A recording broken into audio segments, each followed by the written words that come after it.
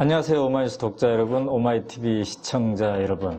이해찬의 정석정치 그 7번째 시간을 시작하겠습니다. 총님 안녕하세요. 예, 반갑습니다. 네. 방금 이제 민주통합당 이게 지도부 선출하는 현장에서 지금 오셨는데 이제 오늘 컷오프 통과자들이 확정됐죠? 예. 네. 현장의 분위기가 좀 어땠습니까? 현장의 분위기는 막 굉장히 열기가 있고 네. 전체 유권자가 760명이었는데 네. 730명 가까이 오셨어요. 그러니까 30명 빼놓고 다 왔으니까 투표율이 95% 참여율이. 네. 그러니까 굉장히 많이 참여를 했고 지방에서도 거의 다 오셨어요. 네. 그러니까 굉장히 통합에 대해서 기분이 좋고 또 많이 참여해서 굉장히 열띤 그런 분위기였어요. 네. 그게 이제 양재동 교육문화회관에서 예.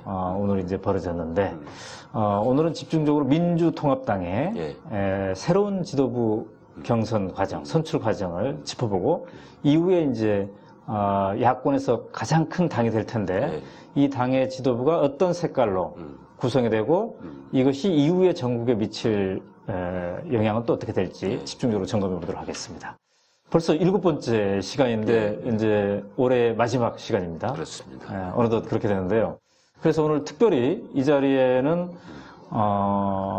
엄청난 손님들이 몰려왔어요. 항상 이렇게 총리님과 둘이 외롭게 했는데 오늘은 약 30여 명의 젊은 여성분들이 왜 이렇게 다 젊은 여성들만 있는 거죠? 원래 이게 그러니까 노무현 대통령 그 장례 끝나고 제가 처음 그 강연 초청을 받아서 시작했을 때 그때 젊은 여성만 그때 한 500명 왔었죠. 그렇게 해서 생긴 모임이 나중에 그 인터넷에서 대장부엉이 카페라고 그 막 갑자기 확대돼가지고 한 만여 명이 넘는데 거의 대부분이 90% 이상이 여성들로 구성돼 있어요. 총리님이 남성이니까 그런 건가요? 미남이니까. 그때 제가 알기로는 이제 우리 대장부엉이들이 섹시한 남자 뭐 이런 그런 호칭도 이렇게 같이 붙여주고 그랬죠? 우주 최강 조강미남. 우주 최강 조강미남. 글쎄요. 과연 동의를 우리 시청자들이 얼마나 해주실지 모르겠습니다만은. 자, 그러면 본격적으로 시작을 해보도록 하겠습니다. 근데 이제 오늘 그 민주통합당 컷오프 전에, 지도부 선출 컷오프 전에 15명이 후보가 참여했단 말이죠. 그 중에 이제 9명이 선정이 됐는데, 어떻습니까? 박용진, 이강래, 이인영, 이하경, 문성근, 박지원, 박영선, 한명숙, 김부겸, 이렇게 9명이 됐습니다. 총리님이 예상했던 거와 비교할 때 특징이라면 뭘까요? 이 중에? 특징은 이제 시민통합당 후보 중에서 문성근, 이하경, 김기식, 박용진 이렇게 네 분이 나가셨거든요. 근데 이제 김기식, 이하경, 박용진, 문성근은 이제 독자적으로 통합을 추진해왔던 거니까 뭐 당연히 데려가 보고 사실은 박용진 후보는 민주노동당을 하던 분이거든요. 그렇죠. 어떻게 보면 이쪽으로 그 전체 세력이 지금 통합진보당을 하고 있기 때문에 그 여기하고는 조금 결이 다른데 오늘 연설에서 왜 자기가 민주통합당에 필요한가? 노동 문제를 다루는 건 자기밖에 없지 않느냐? 이런 필요성을 잘 강연을 아주 요약해서 잘하더구만요. 그것이 이제 좀 호소력을 발휘한 것 같아요. 그래가지고 김기식 후보가 안 되고 박용진 후보가 됐어요. 그러니까 이제 박용진 후보는 그동안 그 민주노동당 그리고 그 이후에 이제 진보신당 쪽으로 또 갔죠. 그랬죠. 이게 나눠질 때. 그러다가 이제 이렇게 야권 통합의 흐름을 타고 새롭게 이제 등장한 젊죠 지금. 이제 40살. 이제 40살 젊은데 그 박용진 씨의 당선이 좀 특징이겠군요. 특징이죠. 그러면 또 다른 특징은 자, 이하경 씨는 이제 시민사회 운동을 열심히 하셨던 분이죠. 거기는 뭐 시민사회 대부라고 볼 수가 있지요. 그 YMCA 활동을 한 10년 이상 줄곧 해오면서 가장 큰 우리 시민사회 단체 중에 조직적으로 제일 기반이 넓은 데 아닙니까? 네. 그러고 YMCA는 그 운동의 성격이 그 이념적인 게 아니고 실제로 시민들의 생활 속에서의 활동 네. 이런 걸 많이 하는 데죠. 그렇기 때문에 거기는 시민운동의 가장 큰 규모도 크고 전통도 제일 오래됐고 네. 그런 단체이기 때문에 뭐 대리라고 봤죠. 대리라고 봤고 또 굉장히 바람직한 겁니다. 지금 9명 중에서 보면은 시민사회 쪽을 대변할 사람이 문성근, 이하경, 그다음에 박용진 네. 이런 분들이 이제 기존에 민주당 활동을 안 하면서 네. 새로 참여하는 거 아닙니까? 원래 우리가 생각했던 기존의 민주당에다가 시민사회하고 노동이 합쳐진 거거든요. 이번에 네. 민주통합당이 그게 다 반영이 된 셈이에요. 그렇기 때문에 그 원래 취지가 잘 반영된 9명의 지도부가 이제 예비 후보가 잘 뽑힌 셈이죠. 그러니까 시민통합당의 입장에서 보면은 4명을 출마시켰는데 그 중에 이제 3명이 된 거군요. 그렇죠. 4명을 출마시켜서 3명이 됐고 좀 민주당에서는 11명이 나와서 지금 6명이 된 거죠. 네. 그렇다면은 이하경 씨랑 이제 비슷하게 시민운동은 오래 했지만 참여연대 그리고 이제 박원순 변호사랑 또 열심히 일을 했던 김기식 씨가 안타깝게 이제 컷오프에서 탈락을 했단 말이죠. 이건 어떻게 해석을 해야 될까요? 그게 이제 역시 이건 표니까 표기 때문에 조직적 기반이 있는 사람들이 유리한 거거든요.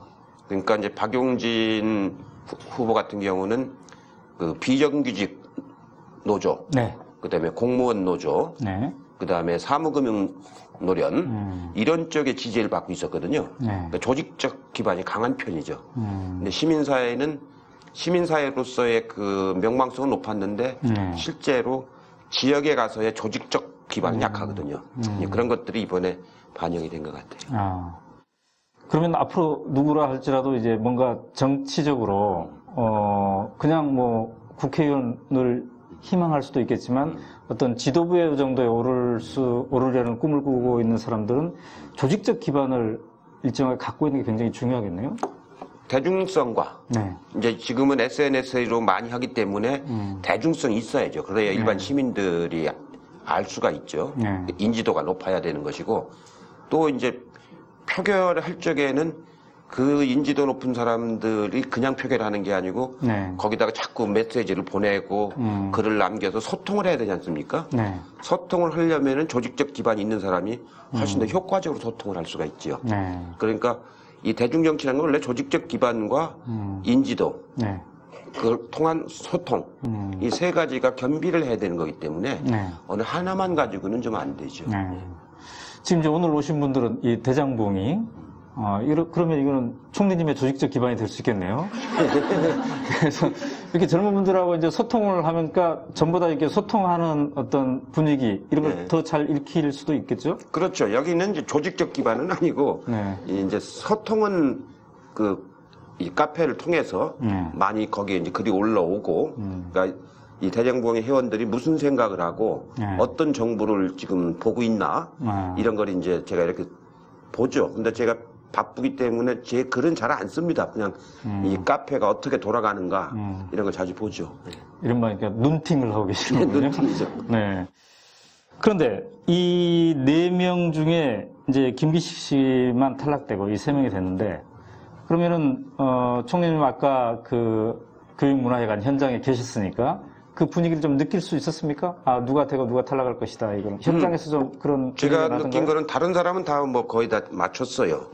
근데 김기식하고 그 박용진 중에서 누가 될는지 혹은 둘 다 되면 민주당에서 누가 하나가 탈락할 거 아닙니까? 그래서 그걸 이렇게 지켜보고 있었는데 김기식 후보가 탈락하는 걸 보고서 역시 그 당에 기대하는 게 시민사회는 이하경하고 김기식이 겹치지 않습니까? 근데 노동 쪽은 박용진밖에 없잖아요. 반영할 사람이. 그러니까 역시 이번 전당대회도 그렇고 일반적으로 내년 총선이 삶의 질, 일자리, 청년인들 일자리, 그 비정규직 노동자들의 안정된 직장 이거를 반영해 주는 것이 굉장히 중요하다 이렇게 생각하는 게 오늘 이 예비 경선에서도 지금 드러나는 거거든요. 그러니까 어찌 보면은 김기식 씨도 시민사회에서 열심히 일했지만 이하경 씨가 있기 때문에 이하경 씨를 통해서 그 의견을 전달할 수도 있겠다 이렇게 표들이 판단을 할 수도 있었겠네요. 그래도 이제 이번에 탈락했지만 또 이거는 지도부 경선에서 탈락한 거고 이제 당 내에서 김기식 씨도 중요한 역할을 할 수가 있겠죠? 할 수 있죠. 이제 그 시민사회 참여연대 사무처장을 오래 했고 평생 동안 이제 시민사회 운동을 했기 때문에 지금 우리가 하는 민주통합당이라는 게 이제 현 민주당 그 다음에 새로운 SNS를 중심으로 하는 시민사회 거기에 일자리 비정규직을 중심으로 하는 노동 이 세 개가 결합되는 거거든요. 그렇기 때문에 시민사회하고 소통할 수 있는 그런 중요한 역할을 해야죠. 그리고 이제 김기식 씨 개인으로 봐서는 어찌 보면 이번에 경선에서는 탈락했지만 상당히 중요한 그 인생의 결심을 한 셈이죠.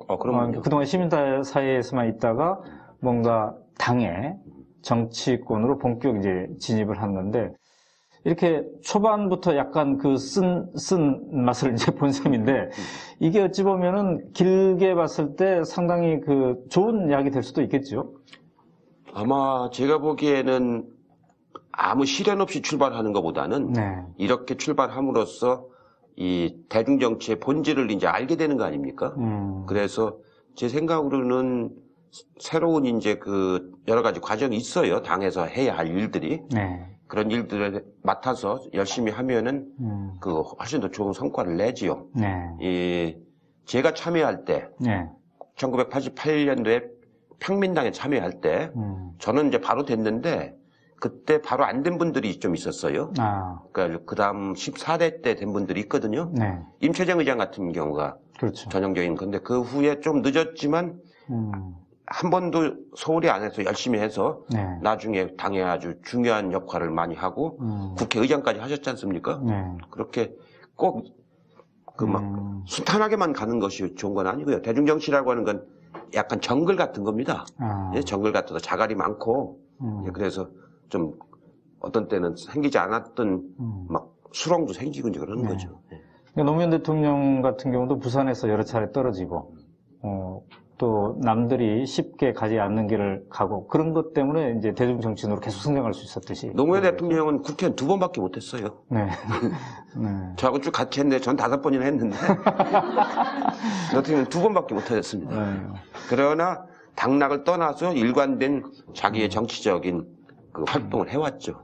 총리님 국회의원 선거에서 떨어져 본 적은? 예, 저는 안 떨어집니다. 좀 남들에게 좀 미안하시겠어요, 근데. 그 대신 이 지역구 사정이 안정돼 있으니까 선거 때도 저는 매일 당에 나와서 거의 상근하다시피 하지요. 그러니까 여기 와 있는 젊은 사람들도 지금 뭔가 자기가 뭔가를 도전하고 있는데 그것이 바로 빨리 목표를 달성하지 못한다 하더라도 결코 이게 낙담할 필요가 없다. 일관성 있게 어떤 일을 할 적에 일관성 있게 자기가 혼신의 힘을 다했느냐 그게 중요한 거거든요. 그렇게 하다 보면은 아주 어려웠던 일도 일이 뚫리게 되고 또 한 번에 안 뚫리면은 두 번째 또 해서 뚫리게 되고 이렇게 되는 거기 때문에 인생을 살면서 가장 중요한 거는 자기의 최선을 다하면서 얼마만큼 자기가 맞으면 갖는 중요한 가치를 지향하면서 일관되게 살아가느냐 그게 중요한 거거든요. 그러면 오늘 이제 9명이 이렇게 컷오프를 통과했는데 말이죠. 현장에서 보실 때 오늘 분위기만 보면 이분이 1등으로 되겠구나 이런 좀 감이 오셨습니까? 오늘 분위기는 한명숙 총리가 압도적으로 높더라고요. 현장에서 확연히 구분이 됐습니까? 그러면요 거기서는 박수도 치고 연호도 나오고 오늘 말씀 내용도 아주 좋고 말씀 내용도 나를 이제 2번이나 검찰에서 그렇게 정치 공작으로 그렇게 했는데 내가 이제 무죄가 되지 않았느냐. 내가 원래 성격이 따뜻하고 온화한 사람인데 그 성격에 내가 이제 강인한 철의 여자가 됐다. 그 온유함과 강인한 철의 여자 그 두 개로 이명박 정권하고 싸워서 내년에 정권 교체하는 것이 내 마지막 그 소임이다. 그 아주 똑부러지게 얘기 잘하시던데. 아, 그래요? 똑부러지게. 그렇다면 또 두 번째로 좀 박수를 많이 받은 사람은 누구였습니까? 역시 그 강연을 잘하는 거는 문성근. 그 문성근 대표가 역시 강연은 아니었겠죠. 연설이죠. 연설을 아주 감동적으로 잘하고 철학이 있고 그래서 뭐 국민의 명령을 만들 때부터 이제 그렇게 한 1년 동안 그 사람들 설득하면서 한 거 아닙니까?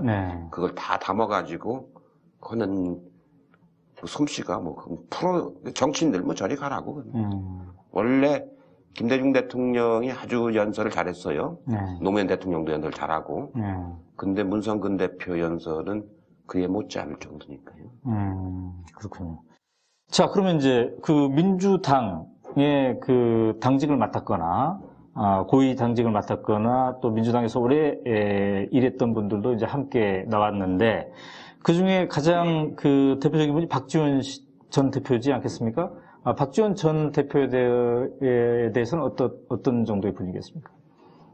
박 대표는 지난번 전당대회에서 많이 상처를 입었어요. 그래서 오늘도 이제 말이 좀 조심스럽고, 아주 열광된 분위기는 아니죠. 근데 또 박 대표가 갖고 있는 상징성이 또 있습니다. 특히 이제 이번 이 후보들 중에서 보면 호남 사람들이 좀 적지 않습니까? 그러네요. 이강래하고 박지원 둘밖에 없어요. 9명 중에서. 그러니까 이제 그런 상징성도 있고, 또 최근에 김정일 위원장 급서하면서 남북 관계에 새로운 변화가 오고 있기 때문에 그렇죠. 그 남북 정상회담을 추진했던 분에 대한 기대 이런 것도 좀 있고 그렇죠.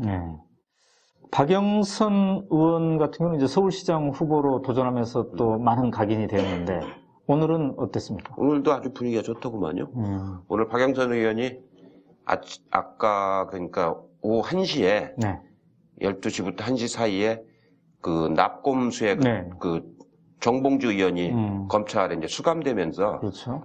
그 지지자들 좋아하는 사람들이 검찰 청사 앞에서 뭐랄까요 송별회죠. 송별회인데 어떤 사람은 그걸 환송회라고 하더구만. 나 그 얘기를 듣고서 환송인지 애성인지 모르겠는데 하여튼 송별회를 하는 모임에 다녀오셨어요. 그래가지고 그 감에 박영선 의원도 BBK 문제 가지고 고생을 많이 했거든요. 그렇죠. 근데 그 사건으로 정봉주 의원이 이제 구속이 됐고 본인은 정봉주 의원이 구속된다는 걸 알고 그것 때문에 이번에 출마하게 됐다. 이렇게 얘기를 했지 않습니까? 그 감회를 아주 감성적으로 이렇게 얘기하는데 울먹울먹 하더구먼요. 그렇군요. 자, 그러면 이인영 의원, 최고위원인데 전 최고위원은 어떤 측면에서 이번에 컷오프를 통과했다고 볼 수 있을까요? 이인영 최고위원은 현재도 최고위원이고, 그렇죠. 이 중에 현재 최고위원인 사람은 그 이인영 의원 한 사람밖에 없지요. 그리고 이제 이른바 지금은 486이지만 옛날에 386의 대표 주자로 돼 있는 분이고, 또 이번 통합 과정에서 당 통합 추진 대표를 맡았죠. 그래서 한국노총당하고도 만나고 시민통합당하고도 만나고 하는 통합을 실무적으로 주도하는 역할을 했지요. 이제 그런 것들이 이제 반영이 됐죠. 자, 그럼 이제 나머지가 김부겸 의원하고 이강래 의원인데 이분들은 어떤 의미를 부여할 수 있겠습니까? 그것부터인가요? 김부겸 의원은 오늘도 이제 그 얘기를 했는데 대구에서 이제 자기 출마하겠다. 제일 어려운 데가 대구 아닙니까? 그래서 내가 대구에 가서 출마하려면은 나한테 당에서 힘을 실어줘라. 그래가지고 박근혜 대표가 아성을 쌓고 있는 대구를 무너뜨리겠다. 그게 아마 대의원들한테, 중앙위원들한테 그 소구력이 있었던 것 같고요. 이강래 의원은 실제로 당을 운영해 본 경험으로서는 이 중에서는 이강래 의원이 제일 많습니다. 저하고도 오래 했는데 당의 실무적인 경험부터 시작해서 많이 한 것들이 아무래도 반영이 되지요. 그러면 지금까지 이렇게 구성된 9명을 보면은 참 여러 가지로 그 오밀조밀하게 잘 짜져 있는 것 같습니다. 그런 셈이죠. 근데 이제 이게 오늘 26일에 이 투표는 1인 3표제이지 않았습니까? 그다음에 이제 제한된 인원이 이렇게 했는데 이제 내년 그러니까 2012년 1월 15일에 치러질 본격적인 이제 지도부 경선은 이 9명 중에 6명만을 선발해야 된다는 거죠. 예. 이때는 이제 1인 2표제이지 않습니까? 예. 자, 우선 어떤 사람이 그 선거권을 투표권을 갖게 되는지 거기에 대해서 좀 먼저 말씀해 주시죠. 우선 민주당이 가지고 있는 1,500명의 대의원이 있어요. 네. 민주당 대의원. 민주통합당. 원래 민주당. 예, 원래 지난번 네. 그 전당대회를 했던 네. 대의원이 있고 민주통합당하고 시민통합당하고 한국노총에서 지정한 또 1,500명이 있습니다. 네. 두 개 합쳐서 21,000명이 맞아 대의원의 역할을 하죠. 그 그렇죠. 사람들의 몫이 30%예요. 네. 전체 네. 100% 중에서. 네. 그 다음에 이제 시민 경선인단으로 참여하는 사람들. 네. 그 다음에 지금 민주당에서 당비를 낸 당원. 네. 그게 이제 민주당에서 당비를 낸 당원이 10만 5천 명쯤 되는데 그 사람들한테는 자동으로 투표권이 주어져요. 네. 그리고 일반 시민들은 이제 전화나 인터넷이나 직접 와서 가입서를 내거나 해서 네. 참여를 신청하면은 본인을 확인하고서 다 투표권을 주죠. 네. 선발하지 않고 네. 전원 투표권을 줍니다. 그래서 그 숫자가 한 3, 40만 정도 참여할 걸로 봐져요. 아. 그 사람들은 이제 다 합쳐서 70%의 몫을 행사를 하거든요. 네. 그래서 대의원들은 한 76표 정도의 몫이 될 것 같고 네. 일반 국민들로 참여하는 사람들은 1인 1표꼴이 되는 셈이죠. 네. 그러니까 여기 지금 와 계시는 대장부흥이 이 일반 시민들도 예. 누구나 이제 참여를 신청할 수가 있는 거죠. 그렇죠. 참여. 당원이 아니어도 되는 거니까 누구나 네. 참여할 수 있습니다. 네. 네.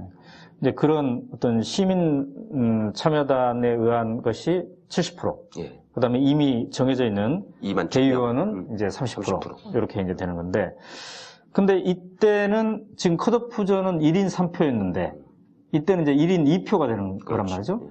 이때의 그 어떤 그 선거 과정의 특성은 1인 3표 때와는 어떤 차이가 있을까요? 1인 3표 때는 맞으면은 인심 쓰기가 좋아요. 네? 세 표나 갖고 있으니까. 세 표나 가지고 있으니까. 네. 총님도 오늘 투표하고 오셨나요? 예, 했죠. 예. 누구를 찍었는지는 당연히 예, 밝힐 수 없겠지만. 그거는 이제 비밀 투표 원칙상 안 되는 거고. 예. 1인 2표일 때는 인심을 쓸 수가 없죠. 꼭 내 표 하나 받고 내가 찍어줄 테니까 너도 찍어줘라. 이래야 되는 거거든요. 그러니까 연대가 딱 제한된다고요. 연대가. 그러니까 네. 이렇게 봐가지고 내가 누구하고 연대하는 것이 표를 극대화시킬 거냐. 이렇게 봐가지고 이 연대를 하죠. 그러니까 이 1등 쪽으로 집중되는 수가 많아요. 그렇겠군요. 1등하고 연대를 해야 그나마 도움을 받는 거니까. 그러니까 1등 쪽 될 사람하고 이제 연대할 가능성이 높고 네. 대개 1, 2등이 연대해버리면 그냥 전체를 싹 쓸어가 버리게 되는 거 아닙니까? 네. 1, 2등이 연대를 하면은 이제 그렇게 되는 거죠. 우리 이해찬의 정석정치에서는 이제 매번 예측을 하는데 말이죠. 1월 15일 그러면은 이 민주통합당의 지도부 경선에서 1등을 할 사람을 오늘 예측을 해줘야지. 그래도 이 정석정치가 조금 화제가 될 텐데 말이죠. 근데 유감스럽게 네. 저도 이번 통합하는 과정에서 네. 민주통합당에 입당을 안 할 수가 없었어요. 네. 제가 통합을 추진해 왔지 않습니까? 네. 나머지만 다 가고 난 안 간다고 할 수가 네. 없어서 네. 입당을 했어요. 그렇죠. 입당을 해가지고 지금 상임 고문이 됐습니다. 네. 근데 그런 사람이 누가 1등할 거다 그러면은 네. 편파성이 생기죠. 그런가요? 누가 될 거라는 건 짐작을 하는데 편파성이 생기는데 제가 누구하고 친한지 잘 알지 않습니까? 그 짐작만 해보죠. 오늘 예측하지 말고 짐작을. 그러니까 그건 제가 짐작하는 게 아니고 제가 누구하고 친한지는 국민들이나 이 당원들이 다 알지 않습니까? 그러면 이제 이 짝짓기가 본격화될 텐데 사실상 이미 짝이 지어져 있다고 봐야 되나요? 된 사람도 있고 안 된 사람도 있는데 네. 큰 그룹들은 돼 있죠. 큰 그룹들은. 네. 그럼 오늘 가장 분위기가 좋았다는 한명숙 씨도 이제 정해져 있겠네요. 되게 그럴 겁니다. 말씀이 조심스러워지는데, 그럼. 그럼 누구랑 짝지을 가능성이 제일 많습니까? 그거는 제가 여기서 얘기하기 좀 곤란하고, 왜냐면, 저만 해도 이제 이분들이 함께 잘 경선을 하도록 도와주는 역할을 하는 거기 때문에, 이 표에 영향을 미치는 발언을 안 하는 게 좋고요. 대개 이제 그래도, 누구는 누구하고 짝지고 있다는 게 소문은 다 나 있거든요. 저도 소문을 많이 듣고 있는데, 그러니까. 굳이 이제 여쭤보는 겁니다. 그걸 꼭 제 입으로 얘기합니다. 그러면 1위와 2위가 그 짝을 지을 가능성이 상당히 많기 때문에, 근데 이거 약간은 그 밑에 있는 분들이 좀 불리할 수가 있겠습니다. 표가 확 쏠려버리면. 그럴 수가 있죠. 예. 그럼 오히려 밑에, 그러니까 예를 들면 5등과 6등으로 당선되는 사람들은 예측 불허가 될 수가 있고, 그렇죠. 굉장히 조그만 표 차이로 이게 돼버릴 수도 있겠네요. 그럴 수가 있죠. 네. 근데 이제 그 박지원 전 대표 얘기를 좀 해야 될 것 같은데요. 이분의 이제 목표는, 나는 대권 출마가 아니고, 당권이다. 이렇게 오래전부터 이렇게 표방을 해왔고, 사실 민주당이 지금 이제 민주통합당이라는 이름으로 됐습니다만, 뿌리가 민주당이고, 호남을 강구한 기반으로 했던 그런 당 아니겠습니까? 그래서 또 이제 김대중 정부의 어떤 그 지도부를 어떤 승계하는 그런 측면도 있고요. 그런 측면에서 박지원 전 대표는 굉장히 목표가 큰데, 지금 예측은 어떻게 하고 계십니까? 예를 들면 1등, 이게 이제 어떤 애초에 목표였을 텐데, 그 부분은 좀 어렵다고 봐야 되나요? 어떻습니까? 원래는, 그 통합되기 전에는, 전당대회를 하게 되면은 박지원 대표가 압도적으로 강자였었죠. 강자였었는데, 그때는 한명숙 대표 총리가 출마할지 않을지 모를 때였었죠. 그리고 통합이 될지 안 될지도 모를 때였고, 순수하게 민주당 내에서만 할 때는 제일 강자였었죠. 근데 이제 통합이 되면서 시민사회가 참여하고, 그 개방형 경선제가 된 거 아닙니까? 시민들이 당 지도부 선거에도 참여하는 선거 제도가 이렇게 변화하고 통합이 되면서부터 이 박지원 대표의 입지가 좀 줄어들었죠. 그러고 통합 과정에서도 좀 상처를 받아가지고 지금은 그때하고는 상황이 많이 달라졌죠. 그러면은 뭐 1등을 하기는 당연히 힘들겠네요. 그건 모르죠. 선거인데. 또 조심스러우시네. 아니, 알긴 알아도 말은 안 해야 되는데. 이렇게 되면 이해찬의 정석 정치가 마무리돼 버릴 수도 있습니다. 저기. 그렇군요. 근데, 지금 이제, 물론 컷오프인 상태입니다만, 이 9명의 얼굴을 봤을 때, 과연 이게 기존의 민주당하고 무엇이 다르냐? 이제 이런 질문들을, 여권에서도 하고, 또 이런 민주통합당의 출발을 좀 불편해하는 야권에서도 이제 그런 지적들을 하고 있지 않습니까? 총리님은 현재 이제 상임 고문이 되셨는데, 어떻게 그 비판에 방어를 하시겠습니까? 실제로 지금 그동안에 야당이 뭐 여러 개의 야당이 있었는데, 이제 전번 시간에도 얘기했습니다만, 여기에 김두관, 이제 박원순 시장 이런 분이 참여하지 않습니까? 그러니까 지방자치체가 9군데가 참여를 해요. 그러니까 지방자치체가 경남까지 포함해서 9군데가 참여한 예가 처음입니다. 자치단체 장들이. 그러고 시장 군수가 한 90명 가까이 되죠. 그렇게 그분들이 다 참여한 많은 그동안에 정당이 없었거든요. 그리고 거기에 이제 전통적인 시민사회 운동했던 이하경이라든가 이 문성근 같은 이런 문화예술계이면서 정치활동을 하는 이런 분들이 참여하는 것은 처음이거든요. 그리고 여기에 뭐가 또 큰 게 붙느냐면은 35살 이하 비례대표를 4명을 당선권 안에다가 붙인다고요. 그러니까 25세에서 30세 사이 남녀 하나씩, 30에서 35세 사이 남녀 하나씩. 이거는 35세 유권자들이 직접 뽑는 겁니다. 인터넷으로. 이건 전례 없는 이제 그런 거죠. 그러니까 젊은 사람들 차세대를 육성하기 위한 거거든요. 그래야 이 사람들이 이제 한 10년 하면은 이제 정치 지도자가 되는 거죠. 그런 사람들을 이게 뽑아가는 과정이 여기 또 붙는 거거든요.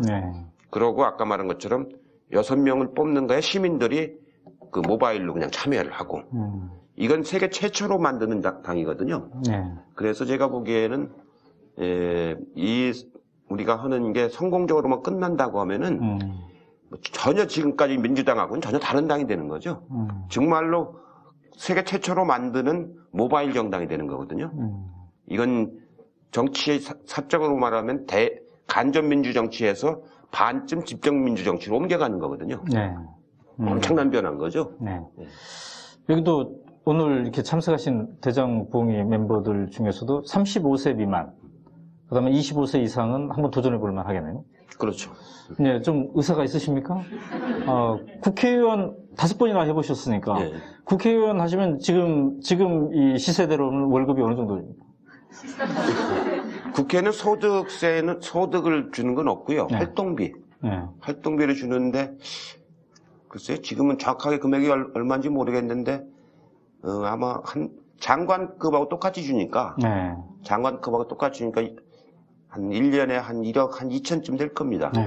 1년에 한 1억 2천에다가, 이제 차량 운영비하고 사무실 운영비를 또 주죠. 네. 그 다음에 비서가, 7명인가 또 나오죠. 네. 비서가 7명 나오고, 인턴 또 2 쓸 수 있고, 네. 그 다음에 후원회를 해서 1년에 1억 5천까지 모금할 수가 있죠. 네. 모금할 수가 있고, 그러고, 통신비 같은 걸 또 지원해 줍니다. 네. 그러니까, 뭐 혜택으로 말하면 뭐 말할 수가 없죠. 그런 거보다 더 좋은 혜택 주는 데가 어디 있겠습니까? 네. 도전해 보십시오. 그렇군요. 자, 그런데 이제 아까 말씀을 주저하셨습니다만 우리 취재팀이 이렇게 쭉 취재를 해가지고 얘기한 거 보니까 새 지도부의 한명숙 문성근 조가 될 가능성이 높다. 이렇게 얘기를 하는데, 근데 이렇게 돼버리면은 일각에서는 민주통합당이 이게 너무 친노 쪽으로 이렇게 기울어지는 게 아니냐 이런 우려도 또 있더라고요. 이런 부분에 대해서는 어떻게 생각하십니까? 그건 아니고요. 그건 네. 언론이 아주 정말 잘못 보고 있는 거고 네. 한명숙 총리는 김대중 정부 때부터 시작을 한 사람입니다. 네, 그렇죠. 처음에 국회의원 된 게 2000년, 2000년에 비례대표로 이제 돼가지고 국회의원을 처음 시작을 하다가 이제 여성부 장관을 가셨죠. 여성부 장관을 가시다 하다가 이제 참여정부에 들어오면서 이제 다시 환경부 장관을 하시고 나중에 총리를 하셨기 때문에 여러 가지 인간관계라든가 시작이 김대중 대통령하고 인연이 훨씬 더 깊죠. 그러고 이제 원래 한명숙 총리는 강원령 목사하고 크리스천 아카데미에서 대화 모임 거기 활동을 많이 하신 분입니다. 강원령 목사하고 김대중 대통령은 굉장히 친한 친구분이시거든요. 그렇게 해서 이제 그렇게 뿌리로 보면 뭐 김대중 대통령의 관계가 훨씬 깊죠. 나머지 이제 참여정부에 와서 환경부 장관을 하고 총리했다는 것이지 인연으로 보면 김대중 대통령의 관계가 훨씬 더 깊죠. 일단 문성근 대표는 1980년도에 문익환 목사님이 김대중 내란음모 사건으로 잡혀 들어갔지 않습니까? 저도 이제 그때 김대중 내란음모 사건 잡혀 들어갔는데 그때 문익환 목사님의 가족으로서 유일하게 김대중 내란음모 사건 재판을 방청할 수 있었던 사람이에요. 재판을 비밀 재판으로 할 때인데, 그러니까 밖에 재판 소식이 알려지지 않을 때예요. 그 언론에서는 완전히 가짜로 재판에서 우리가 고분고분히 재판을 잘 받고 있다, 반성하고 있다, 뭐 이런 기사를 내보내고 이제 그럴 때인데 문성근 대표는 유일하게 가족이니까 나와서 거기서 재판한 것을 기억했다가 나와가지고 소식을 재판을 어떻게 진행했다 이런 소식을 만들어서 전하고 했던 그런 말하자면 김대중 대통령 1980년도부터 인연이 맺어져가지고 이렇게 해오셨죠. 그러다가 이제 노무현 대통령하고는 2002년도 대선 때 그때 이제 참여를 해가지고 당선을 시키는 데까지만 기여하고 본인은 다시 배우로 돌아갔죠. 정부에 참여하지 않고. 그렇다가 이제 이번에 통합하는 거에 주역이 되셨는데, 그러니까 인연으로 말하면 김대중 대통령하고는 한 30년 가까이 된 인연이고 노무현 대통령하고는 10년 된 인연이죠. 그렇군요. 예, 그러니까 다 친노파라고 하는 거는 전혀 그 언론에서 잘못 알고 있는 거죠. 그러니까 지금 이제 야권 저만 해도 저보고 친노파라고 하는데 저는 김대중 대통령하고 평생을 같이 한 사람입니다. 네. 예? 옛날 70년대 민주화운동 할 때부터. 네. 그러고서 노무현 대통령하고는 1988년 그렇죠. 그때부터 같이 한 것이고. 네.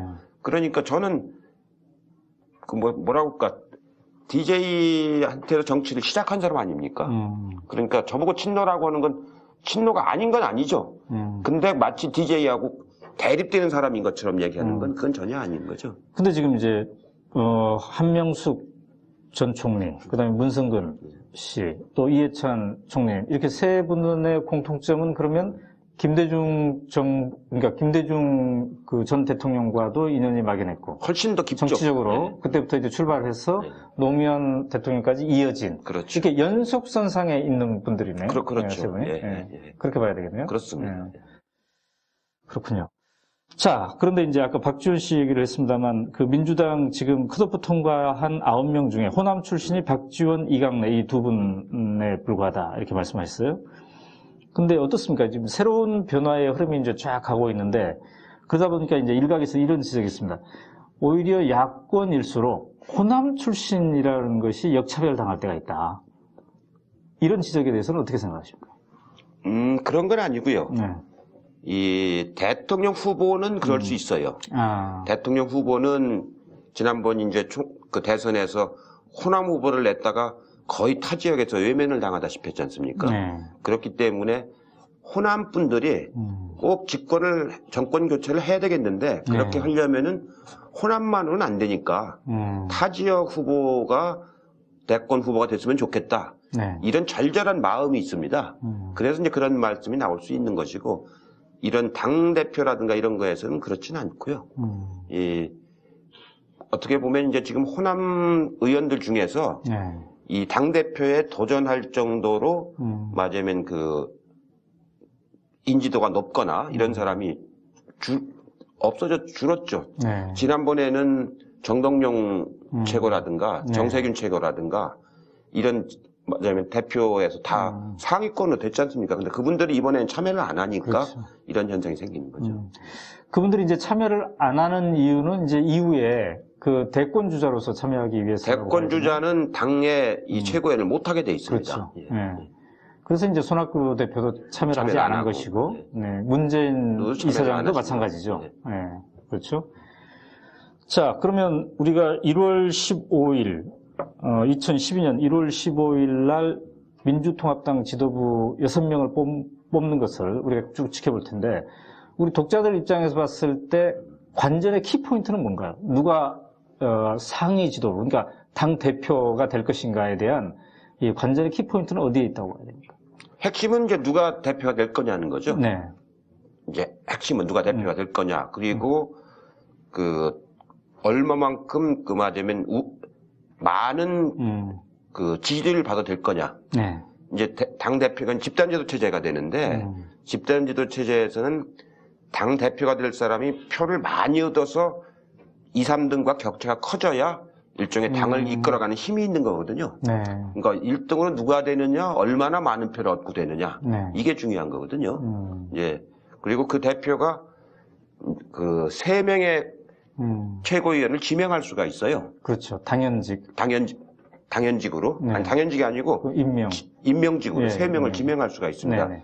그 여성 분야, 그 지역 혹은 노동 이런 걸 고려해서 네. 안배하는 3명을 지명할 수가 있거든요. 네.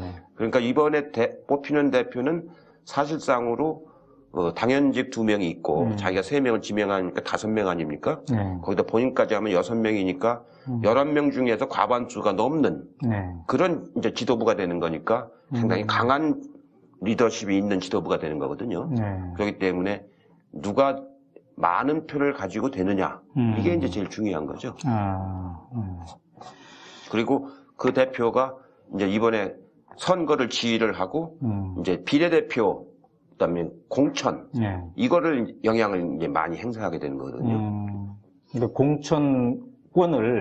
공천을 직접 지휘하는 건 아닌데 네. 어떤 방식으로 공천을 할 거냐, 네. 공천하는 방식, 그다음에 비례대표도 어떤 방식으로 선출할 거냐 그런 방식을 결정하는 그 권한을 많이 갖게 되는 네. 거죠. 그리고 그 공천심사위원회라는 걸 구성하지 않습니까? 그 심사위원회 구성하는 건 대표 몫이죠. 그것도. 예. 네. 그러니까 사실상 어떤 틀을 짜는데 상당히 제일 큰 영향력이 있죠. 미친다고 봐야 되겠군요. 그렇다면 이제 이렇게 대표가 중요한데, 오늘, 그러니까 12월 26일 날 치러진 컷오프에서는 한명숙 전 총리가 가장 분위기가 좋았다. 이렇게 했는데, 이것이 그대로 이어질 수도 있을까요? 그럴 수도 있죠. 또 조심스러워지시네요. 이해찬의 정석정치에서는 총리님이 예측을 했는데, 오늘은 제가 예측을 하고 그래야 될 분위기네요? 그렇게 하시는 게 오해를 안 사고 좋을 겁니다. 왜냐면 오마이뉴스가 원체 영향력이 크고 이 젊은 분들이 많이 보기 때문에 여기서 잘못해서 공정성을 잃으면은 저도 어차피 여기서 드롭될 수밖에 없거든요. 근데 일단 팟캐스트를 꽤 많이 보더라고요, 보니까. 취재팀에서 얘기하는 거는 한명숙 전 총리가 유리할 것 같다, 현재로서는. 그렇다면 누구랑 이게 짝을 지을 것이냐? 지금 이제 문성근 씨랑 짝을 지을 가능성이 높은 것 같아요. 그러면 한명숙, 문성근 조가 1, 2를 하지 않을까? 이게 대체적인 이 취재부의 지금 의견인 것 같은데 어떻습니까? 저도 뭐 그렇게 얘기를 듣고 있어요. 듣고는 있습니까? 네. 그렇다면은 이게 만약에 그런 식으로 짜여진다면 기존의 지도부와 비교해서 어떤 게 계승하고 어떤 게 바뀔까? 기존의 전통적인 민주당하고 비교했을 때 어떤 기존의 지도부들은 새로운 정치 시도를 많이 안 했어요. 그 민주당이 지난번 총선 끝나고 나서 지금까지 새로운 맞으면 당의 혁신을 하는 새로운 정치 시도를 많이 안 했죠. 그래가지고 지금까지 어떤 야당보다도 제일 약체 야당이 됐었죠. 근데 이제 이분들은 문성근 대표나 이분들은 새로운 정치를 하려고 하는 사람들이거든요. 그러니까 변화된 상황에서 SNS 세대도 참여하게 하고 또 젊은 사람들도 참여하게 하고 공천 방식도 하향식 공천이 아니고 가능한 한 그 비례대표도 경선을 통해서 하게 하고 또 지역구 국회의원 선거도 완전 개방형으로 누구든지 참여할 수 있게끔 하고 그러니까 개방해서 참여하는 이런 거를 제일 먼저 제안한 사람이 문성근 후보거든요. 그렇기 때문에 기존의 이 민주당처럼 갇힌 민주당이 아니고 완전히 이제 열린 민주당이 되는 거죠. 그렇게 되기 때문에 아마 당 운영 방식도 많이 바뀔 겁니다. 그리고 당 문화도 많이 바뀌고 젊은 사람들이 이제 이날 한 자리에 모여서 이제 이 지도부를 뽑는 날 서울이 아니고 경기도 킨텍스에서 행사를 할 거거든요. 그 자리에 2만 1,000명이 오는데 이 아까 말한 청년들 비례대표 후보자들 한 20명이 그날 뽑힙니다. 그날까지. 이제 그 사람들이 나중에 이제 토론하면서 경선에 들어갈 건데 그런 사람들이 35세, 20세 이 사람들 비례대표 후보자로 단상에 딱 앉아 있어 보세요. 그건 파격적인 모습이거든요. 그분들이 이제 전국을 다니면서 토론을 할 거고 이거는 저도 참 엄두가 안 나는 지금 그 하나의 일종의 모험이다, 모험. 그래가지고 거기서 이제 4명의 대표는 비례대표 안정권 안으로 배치를 해서 당선이 되게끔 하고 나머지 4명은 비례대표 안정권은 아니지만 바깥에서 한 8명의 그 비례대표 예비 후보자들이 또 이제 전국을 맞으면 나는 가수다처럼 하고 다닐 거 아닙니까? 슈퍼스타 K 뽑듯이 이제 이걸 뽑게 돼 있거든요, 방식이. 그러니까 나가수 뽑는 거하고 비슷한 거예요. 그렇게 해서 쭉 이제 전국을 누비고 다니는 건 아마 우리 정치사상 초유의 일일 겁니다. 자, 그럼 이렇게 뽑힌 지도부가 이제 그 대권 주자랑 서로 이제 잘 호흡을 맞춰야 되겠네요. 그러면은 대권 주자를 이렇게 결정하는 거는 언제쯤 결정돼야 되는 거죠? 대권 주자는 이제 내년 총선 끝나고 나서 12월 이제 본선이니까 한 7월, 8월쯤 이제 그 경선을 시작해서 한 9월쯤 끝내면 되는 거거든요. 내년 한 7, 8월쯤 시작될 겁니다. 그러면 대통령 후보를 어떻게 이 당에서 선출할 것인가? 이 룰도 이제 이 당 지도부가 정해야죠. 정해야 되겠죠. 예. 예, 그것까지를 할 수 있기 때문에 진짜 막강한 권력을 이제 그렇죠. 당의 권력을 갖고 있는 그런 셈이 되겠네요. 네. 자, 그러면은 나중에 1월 15일 날 이번에는 이해찬 총리 예측이 아니라 우리 취재팀의 예측이 맞았는지 예. 이걸 확인해야 되는 그런 입장이네요. 네. 그렇다면은 이러한 새로운 분위기의 민주통합당이 지도부가 이제 형성되어 가고 있는데 한나라당의 입장에서는 지금 이렇게 새로운 파트너의 변신에 대해서 어떤 시선으로 지금 바라보고 있을까요? 지금 이제 오늘 네. 이제 박근혜 대표가 비상대책위원장을 맡아서 네. 이제 비상대책위원회를 구성을 한다는 거 아닙니까? 그 비상대책위원회가 앞으로 총선까지 네. 지휘한다는 거죠. 네. 그래서 이제 그 결과가 어떻게 나올지 모르겠는데 그건 박근혜 대표의 일방적 인선 아닙니까? 네. 어떤 당원들이나 시민들이 참여해서 만드는 그 대책위원회가 아니고 네. 박근혜 대표 혼자서 하는 그 인선해서 만드는 그 비상대책위원회이기 때문에 어떻게 보면은 민주성이라든가 이런 게 없는 거죠. 그 비상대책위원회가. 네네. 그 민주성도 없을 뿐만 아니고 사실은 정치적 정통성도 없다고 봐야죠. 개인이 이제 박근혜 대표의 자의에 의해서 만들어지는 거기 때문에. 네. 예, 그거는 제가 보기에는 전형적인 그 뭐랄까 밀실 정치가 되는 겁니다. 그렇지 않습니까? 네. 오늘까지도 취재진들도 누가 들어간지도 모르고 있잖아요. 네. 그러니까 전형적인 밀실 정치가 이제 되는 거기 때문에 이렇게 막 개명천지 인터넷 활개치는 사회에서 그거는 제가 보기에는 좋은 정치가 아니죠. 네. 그리고 박근혜의 자의에 의해서 이루어지기 때문에 제가 보기에는 공감의 폭도 아주 낮게 되는 거죠. 네. 그리고 그것이 비상대책위원회가 잘 안 굴러가든지 또 선거에 실패하면 그 모든 책임을 박근혜 대표 혼자 책임져야 되는 거 아닙니까? 네. 그렇게 되면은 대선까지 가지도 못하는 그런 결과가 생길 수 있죠. 자, 그러면 이제 이번 이 민주통합당이라는 새로운 당이 등장했고 이것이 얼마나 새로운가 이거는 이제 지도부 경선 과정에서 국민들에게 모습을 비춰줄 터인데 아까 총리 말씀하시기에 시민 경선에 아마도 3, 40만 명이 참여할 거다 이렇게 예측을 하셨는데 그 근거는 뭔가요? 지금 이제 경선인단을 모집을 합니다. 네. 당원이 우선 10만 있고요. 네. 당원이 10만 있고 나머지 이제 한국노총에서도 참여하고 네. 아까 말한 그 시민단체에서도 참여하고 또 문성근 대표가 모은 국민의 명령 네. 거기서도 참여하고 네. 국민의 명령이 한 10만 명쯤 참여한다고 그래요. 네. 그 다음에 노총, 한국노총하고 그 비정규직 노련 이런 데가 한 10만 이상 참여를 하고 그래서 벌써 그것만 해도 30만 아닙니까? 당원 10만, 국민의 명령 10만, 네. 한국노총 그것만 해도 30만이고 그 외에 이제 시민단체들이 또 있지 않습니까? 네. 그래서 최소한도 30만이지 아마 한 40만 이상 참여할 것 같아요. 네. 네. 자, 지금까지 민주통합당의 지도부 선출 과정에 대한 분석을 이제 해봤습니다. 시간이 조금 남았는데요. 남은 시간에는 북한 김정일 국방위원장 사망 이후에 그 남북 관계에 대해서 좀 여쭤보도록 하겠습니다. 어떻습니까? 그동안 이제 북한이 굉장히 변동이 심할 것이다. 이후에 통일이 그 북한 지도부의 안정성과 굉장히 연결이 되어 있을 것이다. 이런 이제 분석들이 많았는데 김정일 국방위원장의 사망 이것이 어느 정도의 그 변수에 이 파장을 줄까요?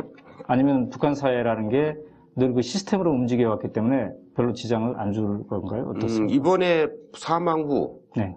김정일 위원장 급소인데 급소 후에 북한 정부 당국이 네. 이를 처리하는 과정을 보니까 굉장히 안정적이에요. 예, 장례 절차라든가 네. 장례위원이라든가 또 맞으면 그 시신 처리해서 네. 안치하는 거라든가 이런 게 굉장히 아주 일사불란하게 정연하게 이렇게 되는 걸 보고서 네. 이 시스템은 그 일반적으로 보는 것보다 훨씬 더 안정돼 있다. 네. 이런 판단이 네. 들고요. 네. 이제 제일 중요한 게 장례위원 명단 나오는 거 보면 아는데요. 네. 그 처음엔 장례위원 명단이 다 나왔는데 현재 서열이 그대로 다 지켜진 서열이 나왔거든요.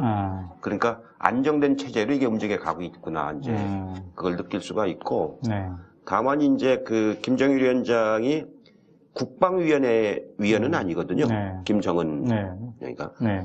그 당 노동당 중앙군사위원회 이제 부위원장으로 돼 있거든요. 그렇기 때문에 국방위원회와 이 군사위원회가 네. 이제 어떻게 결합이 돼 갈지 네. 이제 그걸 좀 봐야 됩니다. 그 보면은 아마 지금 고구엔 변화가 오지 않을까 싶어요. 그러니까 권력을 군사위원회로 원래 김정일 그 위원장은 국방위원장입니다. 네. 국방위원회를 중심으로 해서 움직였는데 네.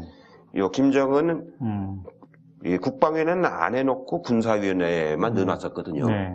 그러니까 아마 그 두 개를 가지고 이제 최고사령관이 옮기는 쪽으로 권력은 가게 돼 있는 거니까. 네. 근데 이제 이 국방위원회하고 군사위원회 인원이 겹쳐요. 네. 일부는. 네. 어디로 이제 갈지 모르겠는데. 그래서 전체적으로 보면은 체제의 불안정은 없는 것 같아요. 다만 이제 이제 그동안에 김일성 주석이라든가 김정일 위원장은 그 카리스마가 있고 권위가 있어서 네. 어떤 중요한 결정이 내려질 때 그것을 잘 알고 판단을 해서 결정을 내리기 때문에 그 조직에서 수용이 잘 됐지요. 네. 근데 지금 이제 김정은 위원장은 그런 그 세세히 잘 알고 네.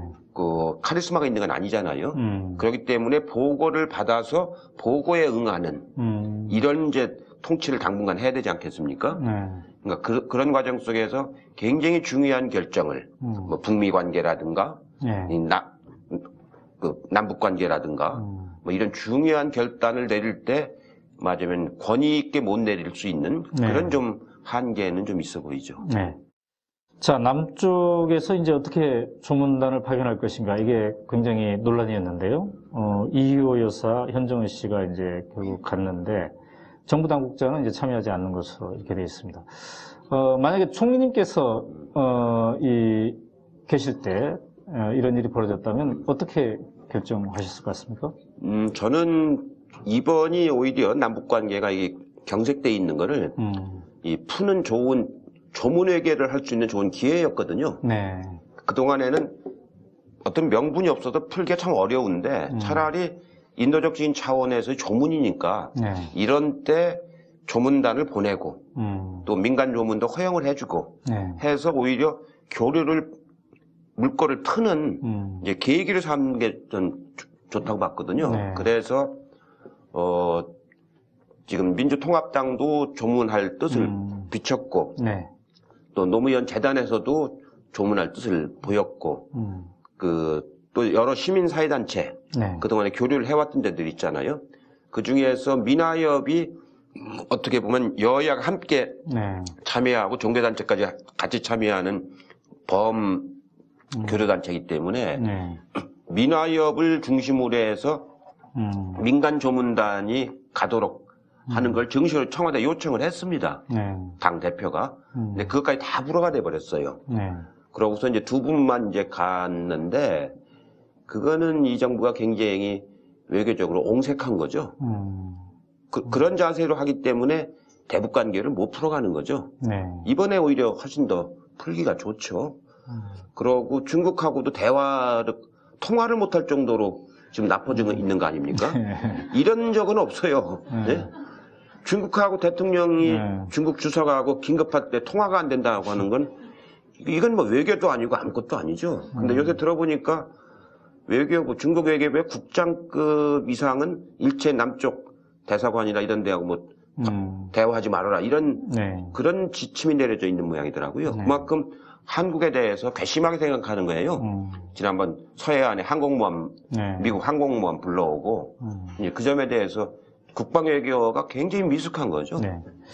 자, 이제 마지막 질문입니다만은 만약에 이쪽에 민주통합당을 포함한 이쪽 야권이 새롭게 집권을 했을 때 남북 관계에 대한 관리를 어떻게 해야 될까요? 지금 현재 이명박 정부와의 차별이 있을 수밖에 그래서 없을 텐데. 지금 제가 상임고문으로 외척되는 날이 바로 김정일 위원장이 급서한 날이거든요. 네. 그래서 당에서 긴급대책회의를 해가지고 한반도 안정과 평화를 위한 특별대책위원회 네. 그걸 갑자기 만들어가지고 저한테 그걸 맡아달라고 이제 네.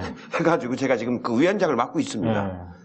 그 위원장을 맡은 걸 가지고 지금 말씀하신 이제 민주통합당이 집권했을 때 대북관계나 동북아 평화를 네. 어떻게 해나갈 것인가 그 밑그림은 이제 거기서 그려야 됩니다. 이제 네. 전체적인 입안을 해야 되는 위원회를 제가 맡고 있는데 정말로 지금 우리가 이 대북관계를 이렇게 풀면은 이렇게 경색된 걸 오래 가면은 네. 제일 덕보는 건 중국입니다.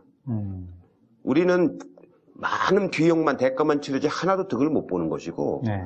제일 득보는 것은 중국이고 그 다음에 미국은 중국을 통해서 사실은 아무 하는 일 없이 뭐 하는 것처럼 보이는 거고 네.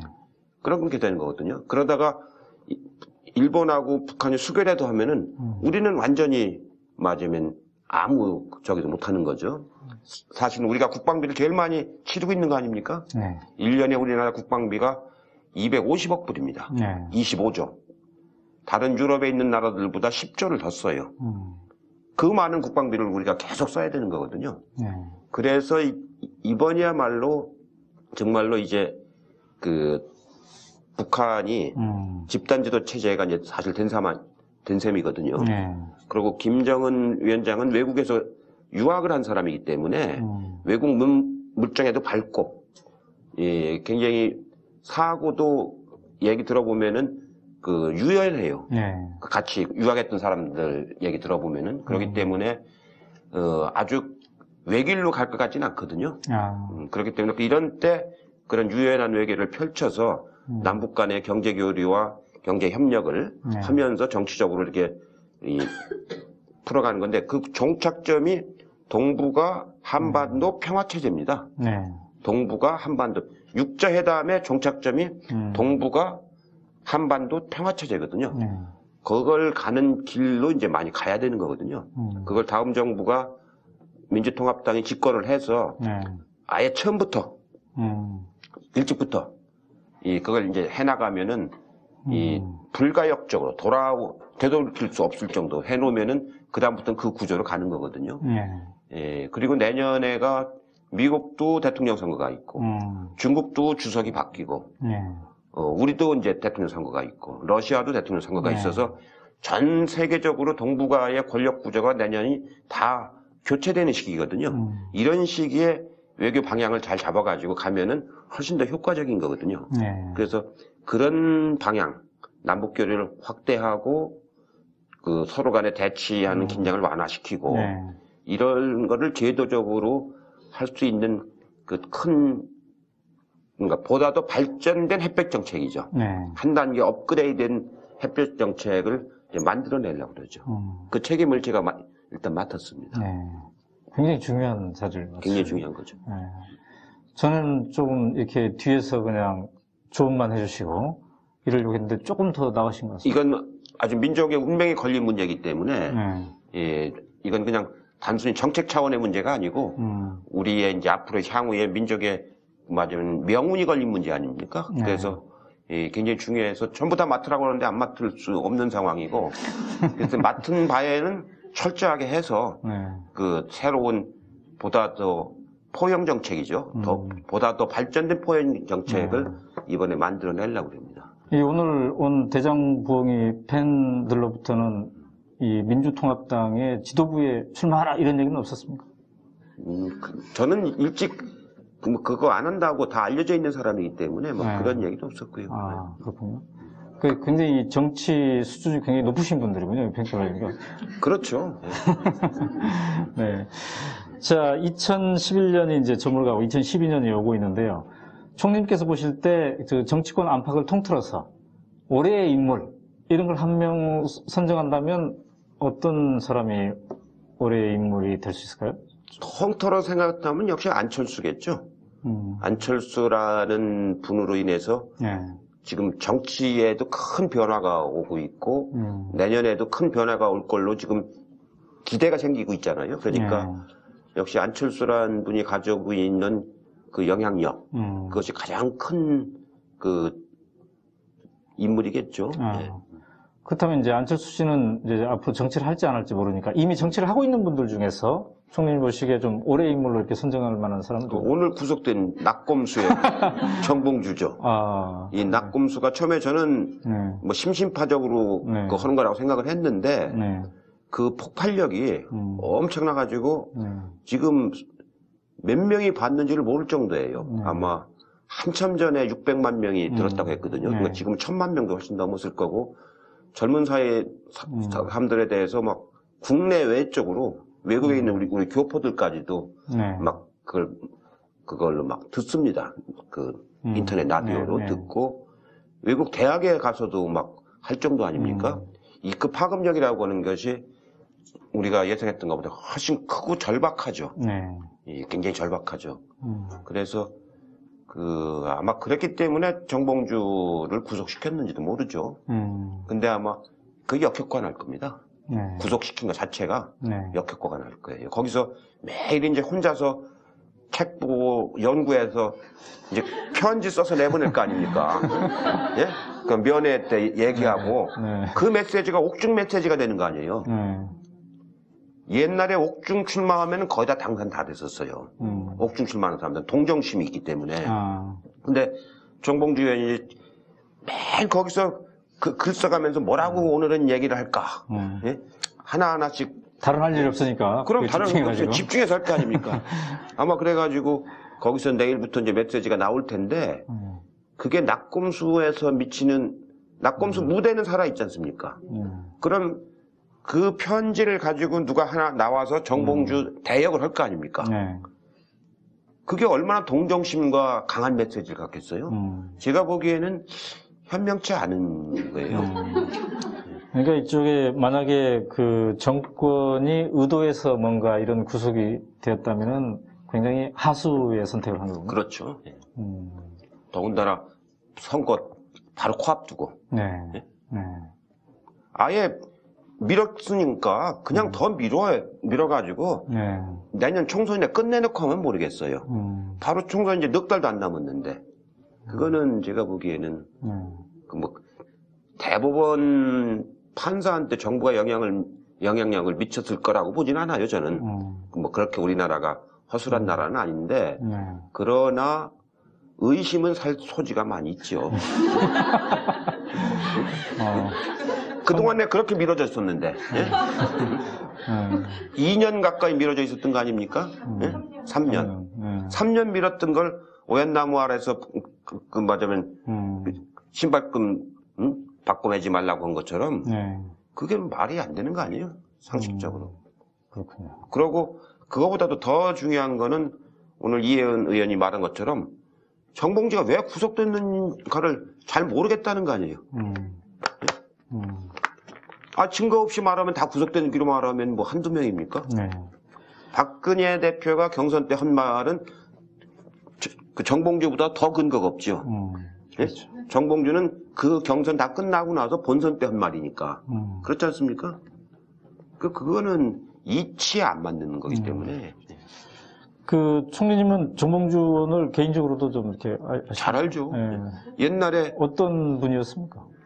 학생운동하고 나와가지고 그 말지 만들 때는 언협, 언협에서 활동했잖아요. 그러고 민통연에서 홍보분과에서 활동했거든요. 그래서 그 저하고는 벌써 80년대 중반부터 하니까 잘 알죠. 오늘날 이렇게 정치와 뭐 연예인 수준의 정치인이 돼버렸는데 이럴 줄 알았습니까? 아마 제가 보기에는 원래 재기가 발랄한 사람이에요. 원래가 재기가 발랄한 사람인데 저는 지난번 재판 때문에 걸려 있어가지고 대법이 결정이 어떻게 날지 모르는데 자꾸 연기돼서 좀 이상하다고 생각을 했었어요. 근데 함부로 그걸 유죄를 주기가 어려운 사안이지 않습니까? 그러니까 대법이 결정을 못하고 유죄 주는 것이 굉장히 어떻게 보면 지탄받을 일이거든요. 그래서 이제 결정을 못하고 있다가 이렇게 됐는데 그러니까 얼마 전에 제가 자기가 유명해져서 이제는 전국구가 됐다는 거예요. 그러니까 자기는 지역구 안 나가고 비례대표에 나가겠다는 거예요. 자기는 전국구가 됐으니까. 그래서 당내에서도 그게 맞겠다. 차라리 자기 지역에서 나가는 것보다는 그 전국구가 됐으니까 비례대표를 줄 테니까 전국에 다니면서 지원 유세해 주는 게 낫겠다. 이런 농담을 했었습니다. 그랬는데 이제 수감됐으니까 이제 전국구는커녕 지역구도 못 나가게 그렇게 됐지요. 앞으로 10년 동안 비선거권이 없다는. 그 이제 복권이 되면 이제 괜찮고요. 3일 복권이 되면 괜찮고요. 그러면 정몽주 씨가 정치인이 되는 걸 보려면 정권 교체가 빨리 돼야 되겠네요.